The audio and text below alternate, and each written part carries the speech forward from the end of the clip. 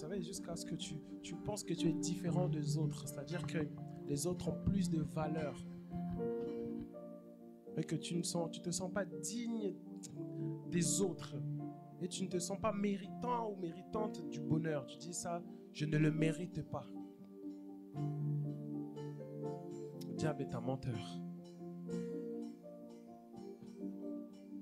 Cette journée-là est restée marquée. J'étais là dans ma solitude. J'avais des amis, je pouvais appeler des gens, mais je n'étais pas moi avec les autres, j'étais autre. Mais quand je suis moi, c'était profond. Alors j'étais seulement allongé là, j'avais pas envie de regarder mes séries, j'avais pas envie de sortir, j'avais envie de rien, je voulais juste qu'on me laisse tranquille. Mais mon cœur était là, creusant, avec plein de questions existentielles. Pourquoi ceci, pourquoi cela, pourquoi moi? Et je regarde seulement mon drap en face de moi. Je vous assure, je suis du haut de la chair. Si ce que je dis est faux, que l'Éternel me juge. Mon drap a pris la forme, vous savez, du Jésus qu'on a tous regardé quand on était petit, là, le blanc avec la barbe taillée. Je regarde, je dis, mais je suis pas en train d'halluciner. Je frotte mes yeux, c'était clair. Et l'expression de ce visage-là était qu'il était en train de pleurer. Et bien plus tard, j'ai seulement compris le message. C'est que je te connais. Je sais ce que tu ressens. J'ai de la peine pour toi. C'est là que j'ai compris que, en fait, dans ma solitude, je ne suis pas seul. Il est avec moi. Pourquoi je te raconte ça? Seulement pour te dire que Dieu, il est avec toi. Ne pense pas que parce que les autres ne voient pas, peut-être parce que moi je ne vois pas, que Dieu ne voit pas. Il voit. Au-delà de voir, il connaît. Au-delà de connaître, il comprend ce que tu ressens. Est-ce qu'on peut acclamer le Seigneur? Merci Seigneur pour ta grâce. Merci à nos deux instrumentalistes, vraiment une équipe de champions. Vous êtes très bien synchronisés, j'ai l'impression de voir des jumeaux, tellement vous jouez bien ensemble. Est-ce qu'on peut acclamer le Seigneur pour eux quand même, pour le travail qu'ils font? On n'a pas eu de... notre équipe de chant n'était pas là, mais eux deux, ils ont comblé. Merci. Je vais seulement garder Issa, notre cher pianiste. Gloire soit rendue à Dieu. Et aujourd'hui, nous allons, dans notre moment de parole, continuer. J'espère que tout est correct du côté média. Merci. Aujourd'hui, nous allons seulement continuer ce que nous avons commencé la semaine dernière. Nous allons faire une continuité de notre dernier culte. Précédemment, pour ceux qui n'étaient pas là, je fais un résumé assez rapide. J'ai expliqué le fait qu'on a tous, au fond de nous, cette aspiration à ce que notre vie change. Quand je dis change, c'est qu'elle s'améliore. Tu es à un point A, tu désires aller à un point B. Personne n'est satisfait de sa vie actuelle. On veut tous un changement. On veut tous une amélioration. Et nous constatons tous aussi dans la vie que l'amélioration de notre vie dépend des circonstances et des événements que nous rencontrons. Hein? Si tout le temps tu rencontres que des choses compliquées, ta voiture tombe en panne, tu es tout le temps malade, tu vas à l'école, tu as que des échecs, au travail on t'a viré, à la maison tu es battu. Voilà, ces circonstances-là, si ça vient vers toi, tu n'auras pas forcément de joie ou ta vie ne va pas aller en s'améliorant.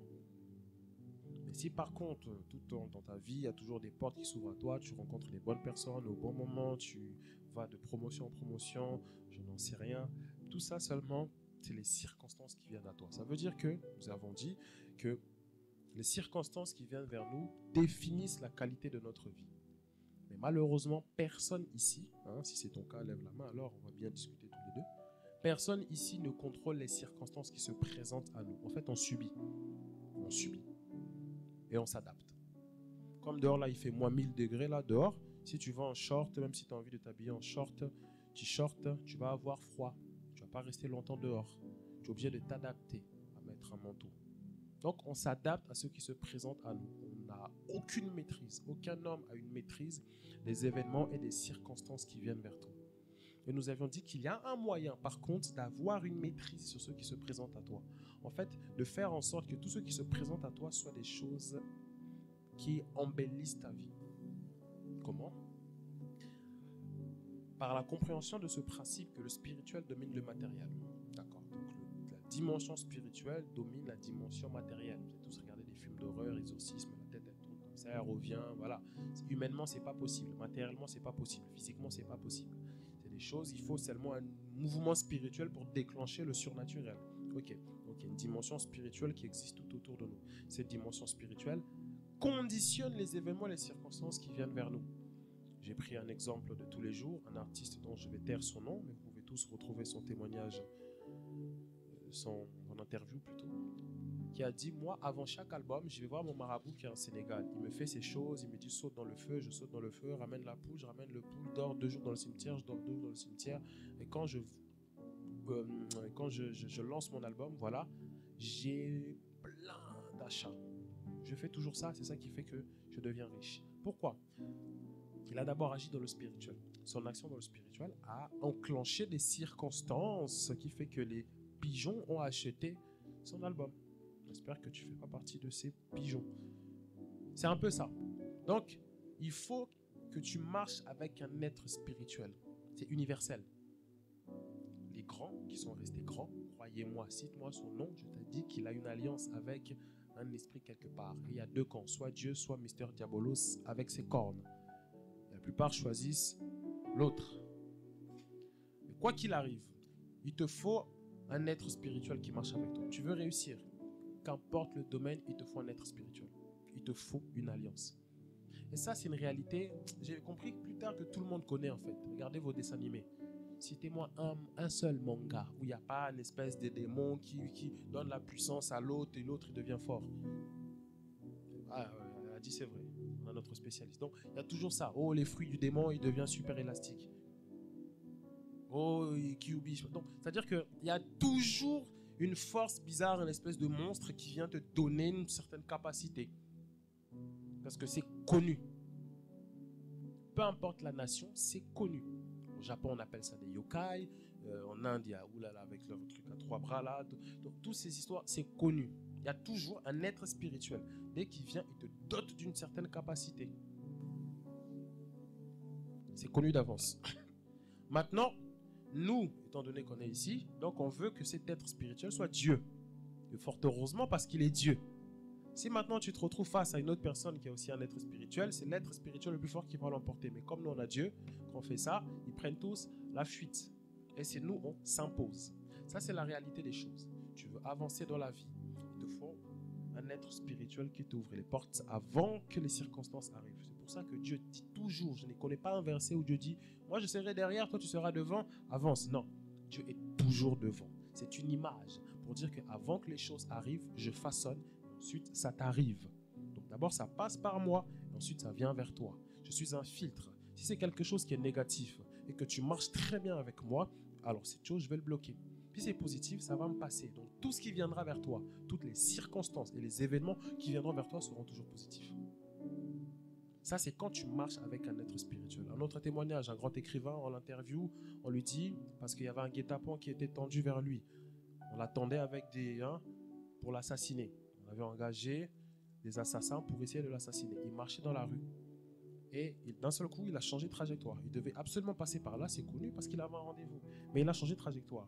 Et le journaliste lui dit, pourquoi au dernier moment tu changes de trajectoire? Écoutez ce qu'il a dit. Parce que mes dieux m'ont dit, change, si tu vas là-bas, tu mourras. C'est ce qu'il a dit. C'est quelque chose qui est connu. Donc il te faut un être spirituel. Et nous avons dit que les êtres spirituels se nourrissent. Ok, il faut semer. Nous avons parlé de la semence, rappelez-vous. Ce que tu sèmes travaille pour toi. Et nous avons dit forcément dans les choses de Dieu, quand tu sèmes quelque chose, ça finit toujours par revenir. Rappelez-vous de l'exemple de Abed-Melech qui avait semé en soutenant Jérémie, qui était le serviteur de Dieu, qui était dans une situation compliquée. Et ce qu'il a fait, au bon moment, a pris forme. Quand le malheur soufflait, il était le seul qui n'a pas été touché. Il y a une protection qui s'est imposée sur lui. Pas parce qu'il était saint, pas parce qu'il était grand, pas parce qu'il était fort, mais il avait mis une semence dans les choses de Dieu. Parce que Le principe est simple, je suis toujours en train de résumer. Dans les choses de Dieu, c'est comme une terre. Ce que tu sèmes, c'est ce que tu récoltes. Tu sèmes de l'argent, tu récolteras de l'argent. Tu sèmes un service, il y aura une grâce, une protection, enfin, quelque chose qui va se passer. Une ouverture va se faire à toi parce qu'en fait, tu as semé. Et chaque chose qu'on sème, Dieu l'a enregistré. Dieu, dans son ciel là-bas, assis sur son fauteuil en or, il a une espèce de livre qu'on appelle le livre de souvenirs. Et dans ce livre, il est écrit toutes les choses, tous les actes que tu as posés, toutes les semences que tu as semées, dans son affaire de l'église, par exemple, où il te faut un retour sur investissement. Quand tu fais quelque chose pour Dieu, c'est un investissement. Là, je suis en train d'investir. C'est ce que je fais principalement dans ma vie, c'est ce que je fais pour Dieu, moi qui m'ouvre les portes. Parce que la Bible déclare quoi? Vous servirez l'Éternel, votre Dieu, et il vous bénira. C'est ce service que j'apporte que Dieu prend comme étant une raison pour amener une bénédiction. Comme quand tu travailles pour avoir un salaire derrière. C'est un principe qui est universel. Tu travailles, derrière, tu as un salaire. Si un jour tu travailles tout un mois, on ne te paye pas, tu vas toc-toquer auprès du patron. Surtout si tu t'appelles Lévi. Moi, je ne toc-toque pas, je fracasse la porte, je dis donne. Parce que j'ai travaillé. C'est un principe qui est partout. Même dans l'agriculture, tu sèmes, je ne sais pas moi, la pomme, tu as le pommier. Non, c'est comme ça que ça marche. Ce que tu sèmes, tu récoltes. Et ce qui est bien avec Dieu, tu récoltes toujours plus que ce que tu as semé. Toujours plus. Elle est ici. Je me rappelle l'époque de son bac. Elle priait seulement pour avoir les bacs. C'est tout ce qu'elle demandait. Elle a semé une semaine de service de prière de jeûne. J'étais avec elle, j'ai prié avec elle. Non seulement elle a eu le bac, mais elle a eu l'alternance en bonus. Oh, acclamez, vous êtes jaloux, ils sont jaloux. Non, personne n'a... jaloux. Donc, elle n'a pas cherché l'alternance. Ça venait pour elle. Elle était là, on l'appelait. Oui, on vous a cherché. Oh, elle raccroche. On l'appelle, mais lâchez-moi. Donc, elle avait trop de demandes. Je me rappelle, elle m'a dit, Lévi, tu veux où? Je dis, je ne sais pas, choisis. Alors que plusieurs personnes derrière sont venues me voir, Lévi, j'ai pas d'alternance. Quand je regardais Johanna, je dis, faut pas que je les mette en contact, ils vont aller la tuer. Hein? Donc, c'est-à-dire qu'elle a semé un temps. Elle a semé des heures, elle a semé même de l'argent derrière. Et Dieu l'a ouvert une porte bien plus grande que ce qu'elle pensait. C'est ça le principe. Tu sèmes, entre guillemets, tu nourris la divinité et lui, il te fait avancer. Il crée des circonstances, je vous assure. Elle n'a rien cherché, elle dormait, bouche ouverte comme ça. Et les alternances sont venus vers elle. Ça va, je rigole. Donc, ils sont venus véritablement vers elle. C'est ça, le principe. Le principe est vraiment ça. Maintenant, c'est ce que j'ai prêché la semaine dernière. J'aimerais vous dire quelque chose. Tout ce que j'ai prêché est faux. Ah, Lévi, tu te joues avec notre crâne? Qu'est-ce qui se passe? Oui. Tout ce que j'ai dit la semaine dernière, c'est faux. Tu peux semer tout ce que tu veux, même si tu sèmes toute ta fortune. Des fois, tu peux rien recevoir. Rien, même pas rien. Pire, tu perds. Pourtant, tu as semé chez Dieu. Pourtant, tu as prié. Pourtant, tu as jeûné. Tu peux rien avoir. Comment? C'est là qu'on va aller un peu plus loin que la dernière fois. Il y a des personnes, tu as prié, tu as cherché Dieu, tu t'es roulé par terre, tu as dormi par terre, tu as tout fait par terre. Tête comme ça par terre, les mains en l'air pendant des heures. Tu as servi à l'église, tu as donné ta dîme, donné des offrandes, tu t'es sanctifié, tu t'es mis à part. Mais tu n'as rien. Ta situation ne bouge pas. Pas d'un iota. Tout ce que tu ressens dans ton cœur, tu le ressens toujours. Le vide est toujours là. La maladie est toujours là. La souffrance est toujours là. Le blocage est toujours là. Tu n'as rien. Pourtant, tu as mis en pratique le principe de la semence. Et combien tu l'as mis en pratique? Et pourtant, tu n'as rien. Ça, c'est très simple. Ce cas arrive quand dans ta vie, il y a ce que j'appelle un dévoreur. Dis avec moi dévoreur. Dis bien dévoreur. Quand c'est pour dire les gros mots, ta bouche là, blablabla, dis dévoreur. Ça, c'est quand il y a un dévoreur qui s'est installé. Tu as tout fait. Tu as prié, tu as jeûné, tu as servi à l'église, tu donnes des offrandes, tu donnes ta dîme. Mais les portes semblent toujours fermées. Les portes semblent toujours être bloquées. On dirait, c'est interdit l'avancement. C'est quand il y a un dévoreur qui s'est assis sur ta vie. Alors, on va bien sûr le définir, parce que là, tu commences à regarder tes poches, il est où le dévoreur, je vais le... Non, on va expliquer ça. Prenons ensemble le livre de Malachie. Malachie 3, verset 11. Malachie 3, verset 11. Malachie 3, verset 11. Oui, il y a un livre dans la Bible qui s'appelle Malachie. Ça se voit que tu lis ta Bible. Malachie 3, verset 11. Vous savez, comment s'appelle le président Emmanuel Macron, hein? Non, mieux que ça, Poutine. Si M. Poutine rentre ici, qu'est-ce qu'on va tous faire? On va se lever. Et là, on est en train de lire la parole de celui qui est plus que Vladimir Poutine, plus qu'Emmanuel Macron. La moindre des choses, c'est d'honorer cette parole-là en se mettant debout. C'est la parole de Dieu. Dieu l'a écrit durant de longues périodes. Malachie 3, verset 11. La Bible déclare, c'est Dieu qui parle. Pour vous, quand on dit vous, c'est toi. Pour vous, pour toi, je menacerai celui qui... Donc, Brandy est la seule à lire. Oh, on va recommencer. Pour vous, je menacerai celui qui... Voilà, celui qui dévore. Et il ne vous détruira pas les fruits de la terre. Donc, tout ce que vous semez, les fruits de la terre, c'est la semence. Et la vigne ne sera pas stérile dans vos campagnes, dit l'Éternel des armées. Je reprends pour vous, pour toi, pour Noah, Issa, Johanna, Oksana, Brandy, Cindy, tout le monde ici présente. Pour vous, je menacerai celui qui dévore. Et il ne vous détruira pas les fruits de la terre. Et la vigne ne sera pas stérile dans vos campagnes, dit l'Éternel des armées. Est-ce que pour ça soit en acclamant le Seigneur? Ici, Dieu parle d'un élément que la Bible aussi qualifie de dévoreur. Un élément qui vient et quand il s'accroche à toi, c'est comme une espèce de sangsue spirituelle bizarre qui dévore tout ce qui se passe tout autour de toi. Parce que là, Dieu dit, je menacerai celui qui dévore et ne détruira pas les fruits de la terre. Les fruits de la terre, c'est les semences que l'on sème sur la terre. Rappelez-vous que Dieu... principe de Dieu, les choses de Dieu, c'est comme une terre où on vient semer, ok? Donc ce que tu sèmes, c'est censé avoir du fruit. Mais si un dévoreur s'accroche à toi, tu as semé, avant que la semence prenne forme, il dévore la graine. Donc tu regardes les autres avancent, on dirait les autres sont bénis, les portes s'ouvrent alors qu'ils font la même chose que toi. Pire, tu as fait plus que eux, mais eux ils ont plus que toi. Toi tu n'as encore rien, tu recules. Il y a un dévoreur qui s'est inscrit quelque part. Et le dévoreur est comme cet élément, ça peut être aussi une personne qui vient, qui dévore tous les éléments positifs de ta vie. Les finances, tu as toujours une circonstance qui fait que, boum, tout ce que tu avais disparaît. Tu remarques dans ta vie, tu es un travailleur, tu es une travailleuse, tu travailles. Tu ne dors pas là, Netflix, Squid Game, c'est quoi vos séries, Power, là. Non, toi tu travailles, tu es une travailleuse, tu es un travailleur.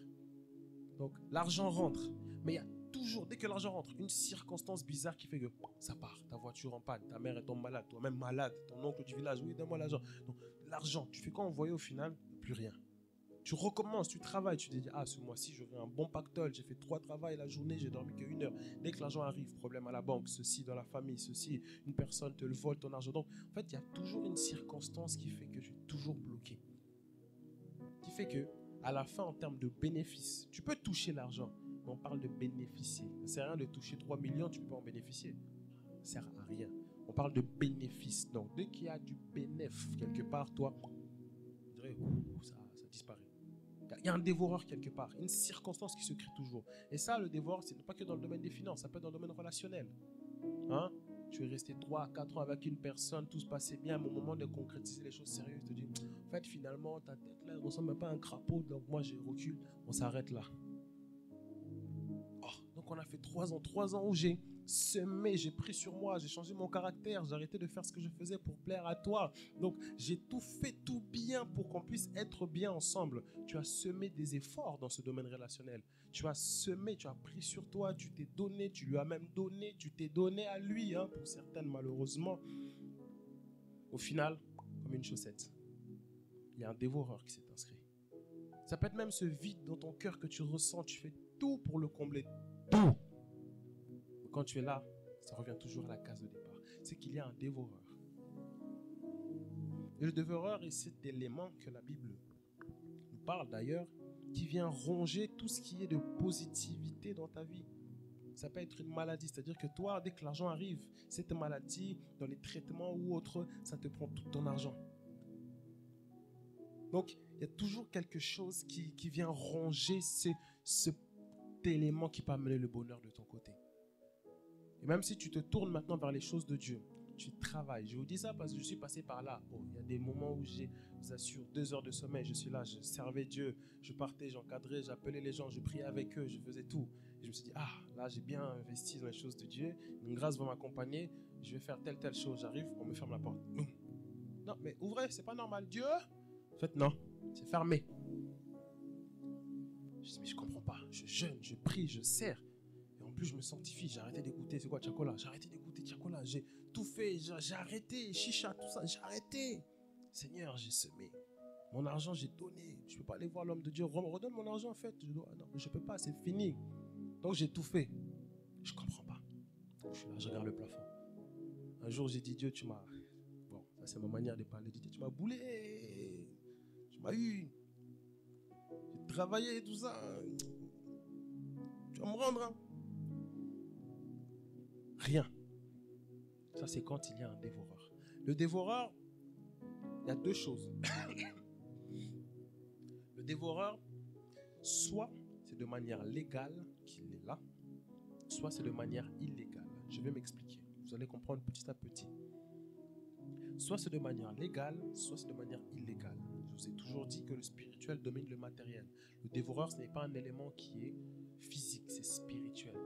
Parce que quand on parle de dévoreur, on parle de circonstances qui viennent ravir ce que tu es censé recevoir après avoir travaillé. Il est normal, après des années de relations, vous avez avancé, il a eu enfin son travail, tu as eu ton travail, vous entendez entre guillemets bien, que de se projeter vers le mariage. Tu as investi de ton temps, tu as investi de ton énergie, tu as pris sur toi, tu as changé, tu t'es conformé, adapté à cette personne. Ce n'est pas pour qu'à la fin, après des années de relations, il te largue comme une chaussette, en trouvant comme excuse, tu ressembles à Ogui et les cafards. Non, ça c'est un mensonge. Donc ça c'est faux. C'est pas normal que tu as travaillé dur. Tu regardes tes économies, -2. Hey, toute l'année là, l'argent, donc tout est parti. C'est pas normal. Toujours des circonstances malheureuses. Il y a une personne qui m'a dit, dès que j'ai l'argent, soit c'est ma voiture qui tombe en panne, soit c'est un tel qui tombe malade, soit c'est moi-même qui tombe malade. En fait, quand l'argent arrive, je sais carrément ce qui va m'arriver. Il y avait un dévoreur. Et quand je lui pose la question pour aller un peu plus loin, c'est quoi la qualité des rêves que tu fais? Il me dit, maintenant que tu le dis, c'est bizarre. Il n'avait jamais remarqué. Mais à chaque fois que l'argent va arriver, il sait qu'il a entrepris, c'est un entrepreneur. Il a entrepris et ça va porter du fruit. L'argent arrive. Avant que ça tombe dans sa poche, il fait toujours le même rêve. Soit une espèce de sirène vient vers lui, soit une fille, à proprement parler, jolie, commence à lui faire des bisous et autre chose. Dès qu'il se réveille, la suite, tout est gâté. Toujours. Il a ce qu'on appelle dans le spirituel une femme de nuit. C'était ça son dévoreur. C'était un élément spirituel qui était en train de ronger tout ce qui était finance dans sa vie par des circonstances malheureuses. L'argent arrivait, ses entreprises fonctionnaient, mais quand ça touche sa main, problème là-bas, problème là-bas, problème là-bas, problème là-bas, l'argent disparaît, au final plus rien. C'était son dévoreur. Et le dévoreur, c'est un élément qui est spirituel. Ça peut être légal ou ça peut être illégal. Illégal dans le sens où l'illégalité dans la spiritualité joue avec ton ignorance. Tu ne sais pas, le diable sait que tu ne sais pas, il en profite, il passe par ton je ne sais pas, ton ignorance. Une sœur que je connais bien, que Maman Eudoxie aussi connaît très bien, qui est ici présente, m'a un jour dit, depuis que je suis allé chez ce coiffeur, chez cette coiffeuse, hein, vous qui aimez, on touche vos têtes chez tous les coiffeuses de Château-Rouge, depuis que je suis allé là-bas, j'ai toujours une migraine qui revient de manière fréquente. Et quand ça vient, ça me fait mal à la tête. Donc si je ne m'assois pas, je prends mes médicaments, je suis foutu. Depuis que cette personne a touché ma tête, ça au niveau de sa santé, elle a tout fait, ça part pas. Qu'est-ce qui s'est passé? La personne qui a touché sa tête, elle n'était pas bien intentionnée, elle savait ce qu'elle faisait. On ne donne pas sa tête à n'importe qui. La tête a une signification spirituelle, comme ton cœur. Pourquoi quand on vous impose les mains, on impose les mains sur la tête? Pourquoi on ne touche pas vos doigts de pied? Bon, déjà, je vais éviter qu'il pue un peu le tien, mais pourquoi on touche vos têtes? Parce que la tête est la porte de ta spiritualité. Quand je touche et je parle, ce que je dis rentre dans ta spiritualité. Maintenant, toi, une sorcière, là, elle arrive, elle touche ta tête, elle te raconte sa vie, mais dans son cœur, elle est en train de te maudire ou de récupérer ton intelligence. Ou je sais pas.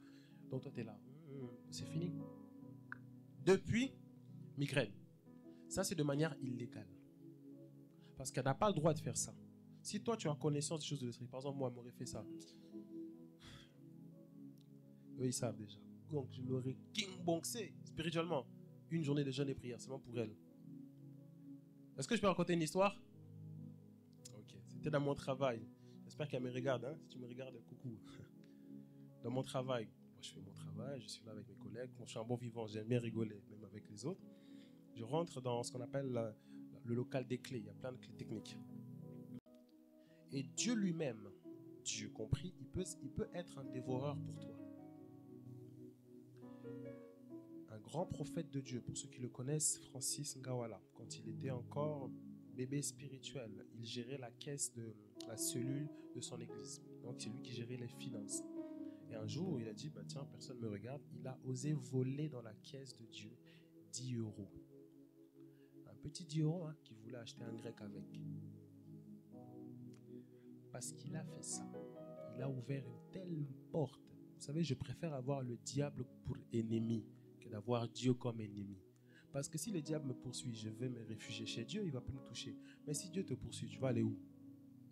Dis-moi, si c'est Dieu qui veut s'en prendre à toi, tu vas aller voir le diable. Mais c'est lui-même qui va te livrer. Dieu vient, il est là, caché sous son lit. Attends, regarde, il est là, c'est lui. C'est ça qu'il va faire. Si Dieu te poursuit, c'est fini. Et lui, c'est Dieu qui l'a poursuivi. Il a osé voler 10 euros. Ce qui en est suivi, c'est que pendant toute une année, il n'a pas dépassé 10 euros en termes d'argent qui arrive dans sa poche. Pendant une année, il a fait comme ça. Il a beau travailler. Il a beau faire ce qu'il veut. Dès que l'argent rentre, il a maximum 10 euros qui reste comme bénéfice. C'est en priant qu'il a compris, mais tu m'avais volé. Il s'est repenti, il est parti à l'église, il a donné 10 euros. Et après, boum, les choses ont changé. Et aujourd'hui, il est auto-entrepreneur. Il a une grande entreprise de vente de voitures. Il vend des grosses voitures. Achat, revend, et il est en train de prospérer là-dessus. Pourquoi? Parce que lui, c'était de manière légale qu'un dévoreur s'est installé. Il a permis au dévoreur de venir s'installer. Il a ouvert la porte au dévoreur. Et quand tu ouvres la porte au dévoreur, il s'installe de manière légale, c'en est fini. C'est lui maintenant qui va s'occuper de ranger tous les éléments positifs de ta vie. Et nous allons prendre un exemple. Là, nous ne sommes pas obligés de nous lever, mais nous allons quand même le lire. Dans Juge 6, nous allons voir un peu ce qui s'est passé pour Israël.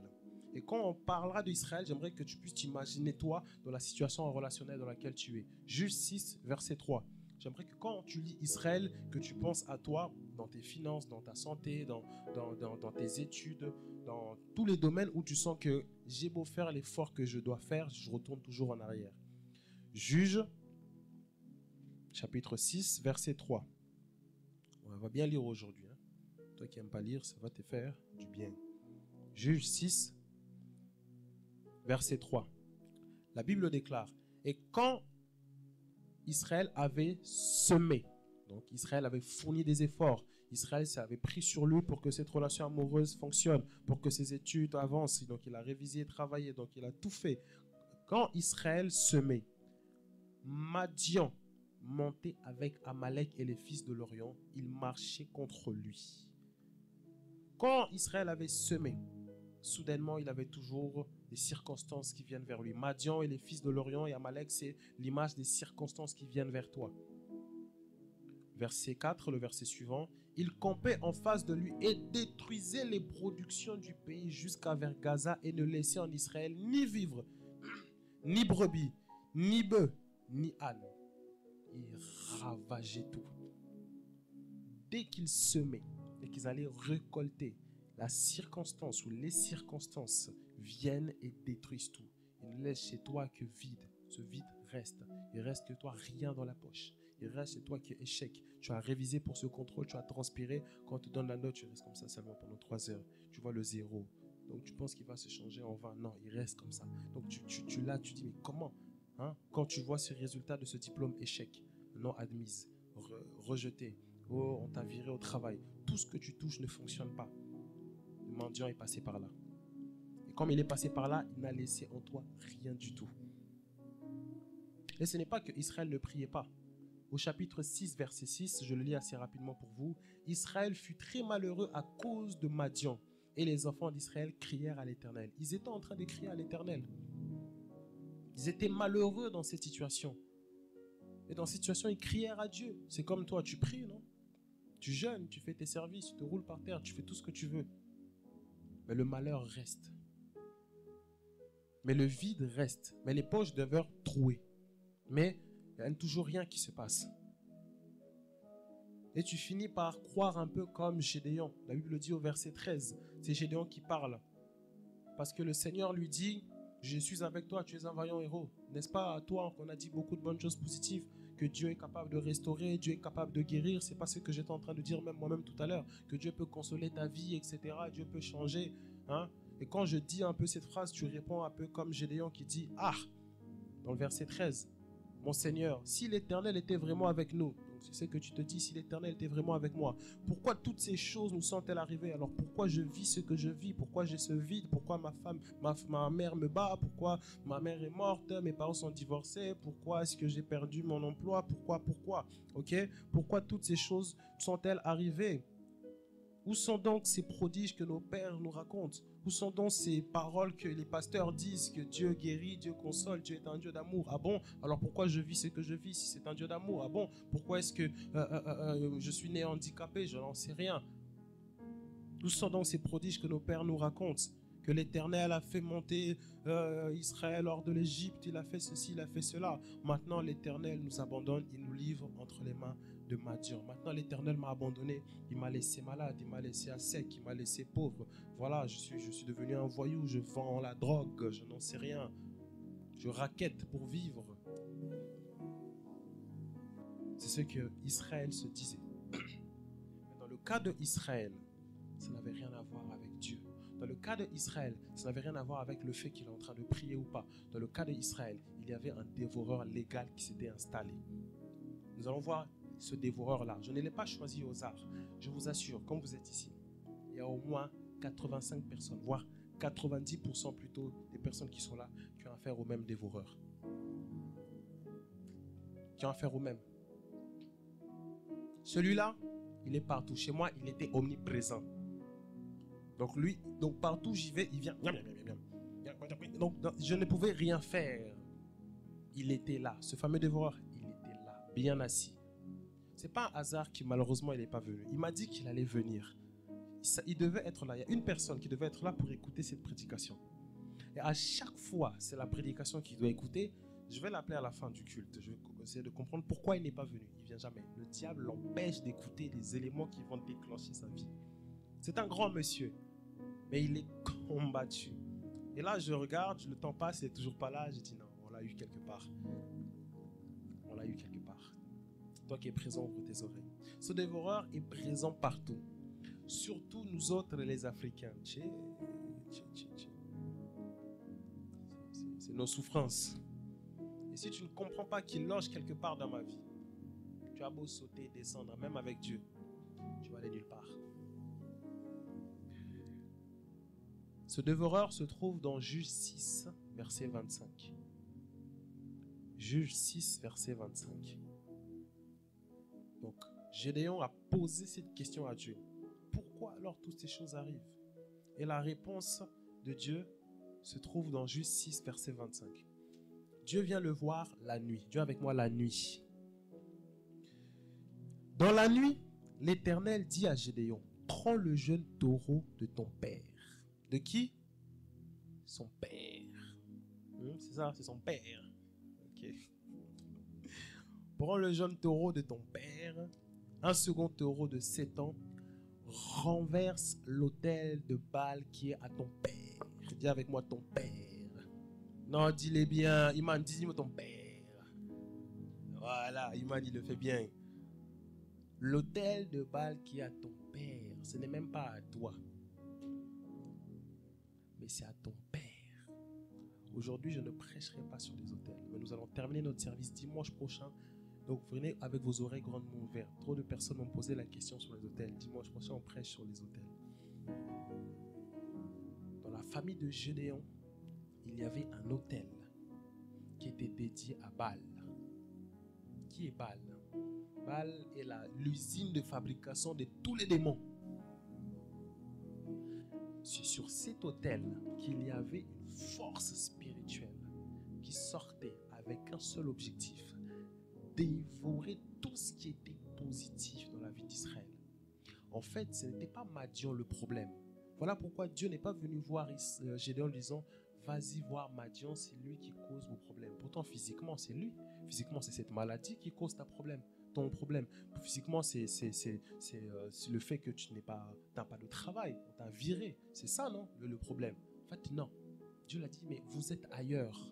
Le problème, c'est pas Madian. Le problème, c'est cet autel qui appartient à ton père. Pourquoi? Un autel, je ne prêche pas sur les autels. Venez dimanche, pour comprendre. Est un lieu spirituel qui est répertorié physiquement comme étant une plateforme, bien sûr, ça peut être ça. Mais spirituellement, c'est là que légalement, c'est comme une usine où on sort, que tous les esprits impurs sortent avec une seule mission, un mandat, et un mandat qui est légal. Voilà pourquoi je parle de dévoreur légal. Ils sortent avec un mandat légal. Ce mandat déclare que elle ne doit pas du tout avoir de joie. Donc si c'est ça qui est inscrit, pas de joie, ou pire, pas de paix, même si tu pries, Dieu Seigneur, donne-moi la paix, tu n'auras pas de paix. Ce n'est pas que Dieu ne veut pas. Il y a un mandat spirituel qui a été délégué contre toi. Vous savez, si un policier a un mandat, il a le droit de shooter ta porte, de casser, de ravir tout ce qu'il y a là, et tu peux rien faire parce qu'il a un mandat que le juge a donné. Baal, c'est monsieur le juge dans le domaine des ténèbres. Il délègue des mandats à ses petits copains, les sorciers, les démons, tout ça, pour venir saccager ta vie. Maintenant, physiquement, c'est des circonstances telles que Madian. C'était la circonstance physique qui était rien de plus que l'image du mandat spirituel qui est engagé contre Israël. Je reprends. Cet autel de Baal donne un mandat spirituel à plein d'esprits bizarres, compliqués, bizarres, étranges. Et cet autel, ces esprits excitent physiquement la venue de Madian, qui vient dévorer maintenant les semences. C'est à cause de ça, tout ce que tu touches, KO. On te donne un travail, dès que tu le touches, il faut toujours que tu fasses une erreur. Tu as l'impression que tu es poisseux. Donc tout ce que tu touches, c'est cassé. C'est le mandat qu'ils ont reçu. Voilà pourquoi Dieu n'a pas dirigé le problème vers Madian. Non, Dieu a dirigé le problème vers l'autel qui était à son père. Pourquoi? Un père a une mère, en tout cas les parents, ont une filiation avec les enfants. Si ton père ou ta mère passe son temps à te maudire, c'est très dangereux. Et surtout s'il le dit avec le cœur. Surtout s'il le dit avec colère. Toi, tu n'iras nulle part dans la vie. C'est une parole qui est sortie. Spirituellement, ça peut être capté par des mauvaises ondes. Et ça va te suivre. Je te maudis. Tu n'iras pas loin. Un père qui dit ça, un père qui fait certaines actions sur la vie des enfants, ça s'attache à eux. Voilà pourquoi la Bible est claire. Parents, ne maudissez pas, arrêtez. Fais attention à ce que tu dis. Si on t'a toujours dit tu es bonne à rien, tu n'iras nulle part, ceci, cela, et ça venait des parents, c'est très dangereux. À cause de l'acte de son père, lui, innocent qu'il est, Gédéon, il est né, il n'a rien demandé, mais son père nourrissait continuellement au travers d'un autel sa divinité Baal. Et cette divinité avait un mandat légal d'interagir. Pourquoi Dieu n'a pas agi? Il ne peut pas agir. Parce que Dieu a créé des règles spirituelles. Le policier sait que tu caches de la drogue dans ta maison. Il ne peut pas venir fracasser ta maison sans mandat. Il sait, mais il doit respecter les règles. Il va aller toquer auprès de madame la juge, faire les démarches, envoyer le mail, avoir le mandat avant de rentrer. Dieu a dirigé Gédéon vers le vrai problème, qui était l'autel de Baal. Maintenant, Dieu donne l'explication. Tout ça, on va rentrer dans les détails dimanche prochain. Il faut revenir. Dieu dit, tu bâtis. Non, Dieu dit, voilà, dans la même nuit, l'Éternel dit à Gédéon, prends un jeune taureau, renverse l'autel de Baal de ton père et abat le pieu sacré. Donc, il faut que tu renverses, il faut qu'il renverse. Tu bâtiras ensuite et tu disposeras sur le haut lieu un autel à l'Éternel. Oh, Dieu aussi veut des autels, donc. Pourquoi? Parce que quand Dieu lui aussi il a un autel dans ta vie, en fait, Dieu a un droit légal d'agir. Et maintenant, écoute-moi, hein, si Dieu a un droit légal d'agir dans ta vie, qui va venir te maudire? Qui va venir dans le domaine où tu as fait asseoir Dieu légalement, essayer de déloger ça? Parce qu'on veut dire que Dieu maintenant, il a un droit légal de faire avancer tes finances vers la réussite. Tout ce que tu vas toucher, ça va réussir. Tu vas faire un commerce de vente, tu vas vendre des cacahuètes, d'un coup, boum, tu vas monter. Tu vas ouvrir une boutique où tu vas coiffer les gens, bam, tu as des clients, tu ne comprends pas, ça vient en foison. Pourquoi? Dieu souffle le spirituel pour que ça fonctionne. Il s'est assis légalement. C'est fini. Il a un droit. Et si quelqu'un essaye de venir là où Dieu est, combat. Dieu va le...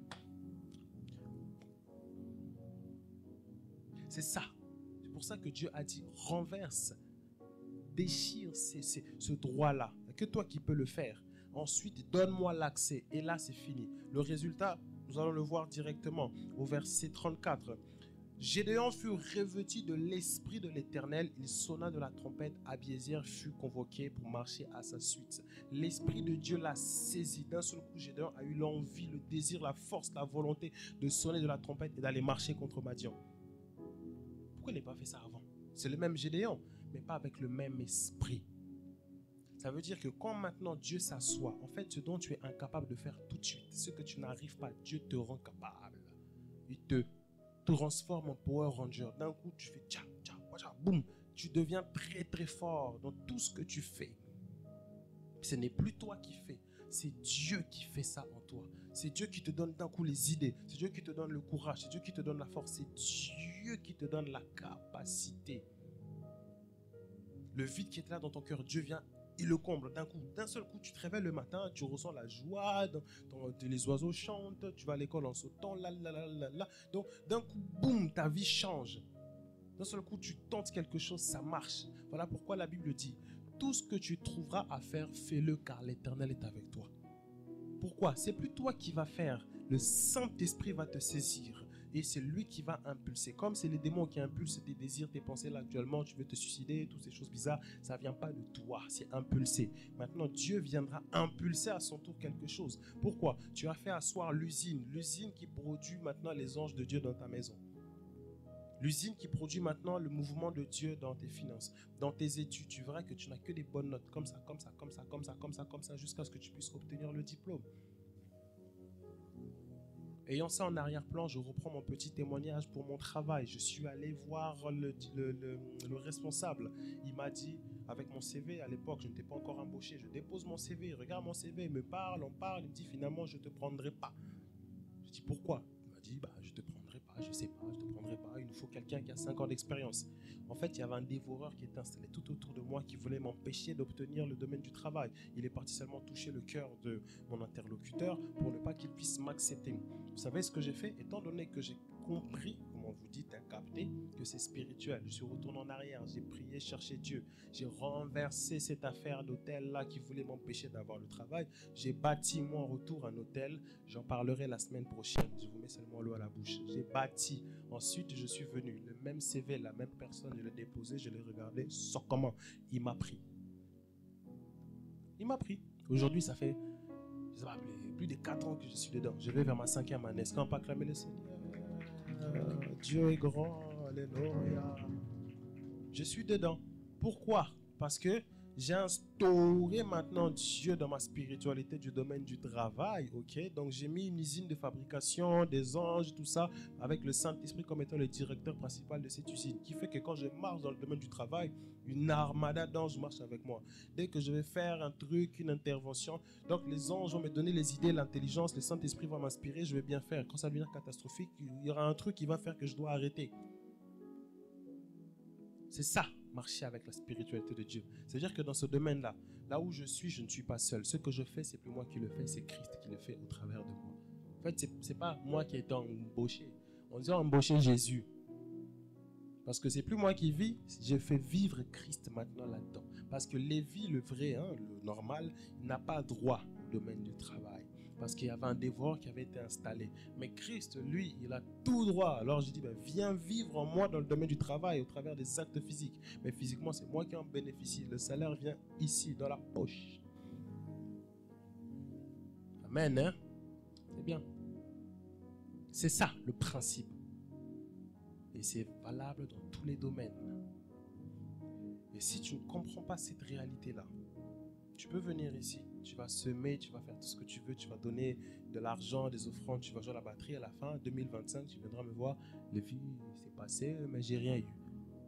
Mais là, je te préviens, regarde ta vie. S'il y a des dévoreurs qui se logent, à toi de le renverser pour bénéficier de ta semence. Sinon, Madian va passer dans ta vie, tu n'auras rien. Ce que tu sèmes comme effort, peu importe le domaine, tu n'iras nulle part. Je connais une personne, ça m'a fait un peu mal au cœur son histoire. Cette personne a semé dans le domaine relationnel. Ils sont restés ensemble des années avec cet homme. Donc cet homme était un fumeur des chambres. Il fumait voilà, vos histoires là, ses yeux devenaient rouges, il voyait Télétobis partout quand il marchait. Donc la fille, elle était bien posée, calme. Il a ramassé le bonhomme dans cet état de junkie. Il l'a poussé à avoir un travail, il l'a aidé à avancer. Cet homme est devenu enfin quelqu'un avec un travail posé. Il a commencé à avoir de l'argent. Vous savez quoi, à la fin, il l'a jeté dehors pour aller épouser une autre. Elle a fait pasteur, j'ai semé en lui. Comme il est là, c'est moi. On est resté 7 ans. À la fin, il va épouser Bernadette. C'est chaud, hein? Là, ils sont heureux, ils ont l'argent, ils ont des enfants. Donc, elle, vous savez, elle est où? Célibat. C'est dur. Pourquoi? Quand on priait maintenant avec cette personne, l'Esprit a montré que elle, son mariage est bloqué. Elle ne peut pas se marier correctement. Soit se marier avec un fou, mais si elle prend un fou et le fait devenir bien, il va le chasser. Parce que le dévoreur a dit, elle, c'est oui. C'est ça le principe. Tant qu'elle ne renverse pas le dévoreur. Pourtant, si elle est venue voir les pasteurs, c'est qu'elle est une femme de prière, voire même une servante. Mais dans ce domaine bloqué, tu dois renverser les dévoreurs qui sont assis dans ta vie. Moi, vous savez, c'est le genre de choses qui m'énervent. Je ne vis qu'une fois. Je vous ai raconté le témoignage de mon ami Kirby qui est mort à 21 ans. Il est parti. Il ne reviendra plus. Si c'est en 2017, je ne sais pas en quelle année il était mort. Il ne reviendra plus. Il est mort. Sa vie est finie. Je me dis, il est hors de question que mon existence ne soit que pleurs, larmes, souffrances, solitude, deuil, vide dans le cœur. Je dis, non. Je me battrai jusqu'à... pour qu'à la fin, je regarde ce que j'ai accompli. Je dis, non, là, je suis bien. Là, je suis posé. C'est ça le combat. Hors de question que je sois ce que le monde a voulu que je sois. Hors de question que je sois ce que même ma famille a voulu que je sois. Hors de question que je sois le résultat de mes erreurs. Hors de question. Si Dieu a dit que je suis une grande personne, je le serai. Tu veux t'opposer? Viens, je ne vais pas te laisser passer. Mes mains dans tes yeux. Je veux tes oreilles comme ça. Je ne lâcherai pas.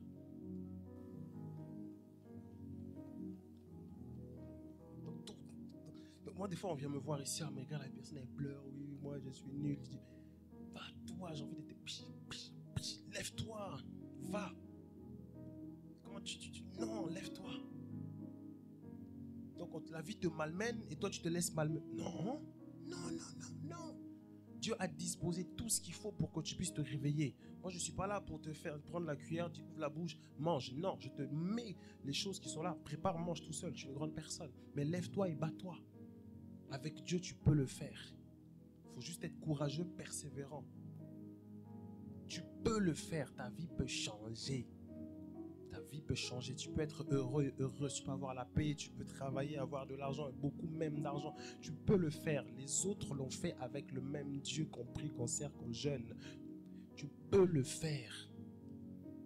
Premièrement, arrête de te croire que tu es une fourmi. Vois-toi comme un lion. Moi, je me suis dit, à la fin de ma vie, j'étais fatigué, qu'on me minimise, qu'on m'insulte. Je dis, s'il n'y a personne pour m'encourager, je vais moi-même m'appeler champion. C'est là qu'a commencé le fameux champion. Je me suis moi-même appelé, je suis un champion. Lève-toi, avance, bats-toi.